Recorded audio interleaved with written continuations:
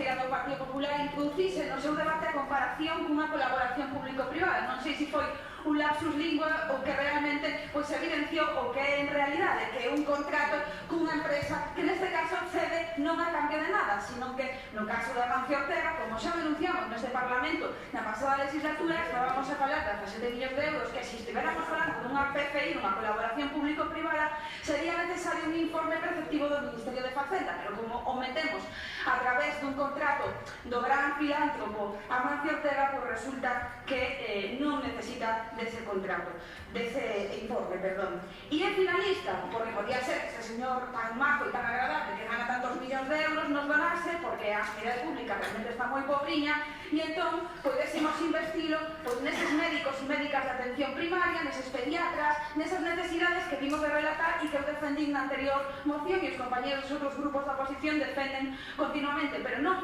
resulta que casualmente simplemente é finalista para investir na tecnoloxía privada que ademais, como temos dito en múltiples ocasións, habitualmente, a parte que pública, se financia con fondos FEDER e é un negocio bastante sustantivo para moitas empresas tecnolóxicas que no noso país se fan non cunha renovación e o maior,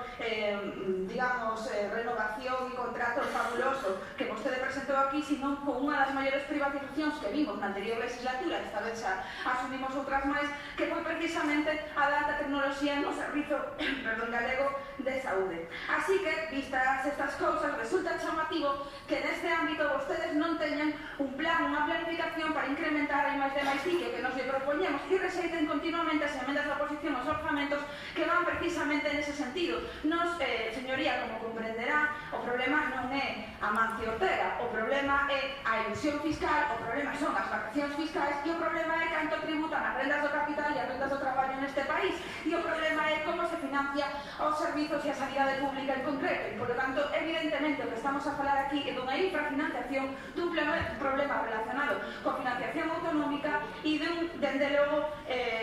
pouco axeitado maneira de gestionar a sanidade pública que depende dos donativos dos multimillonarios e non do erario público a costa dos tributos precisamente, en parte, deses multimillonarios.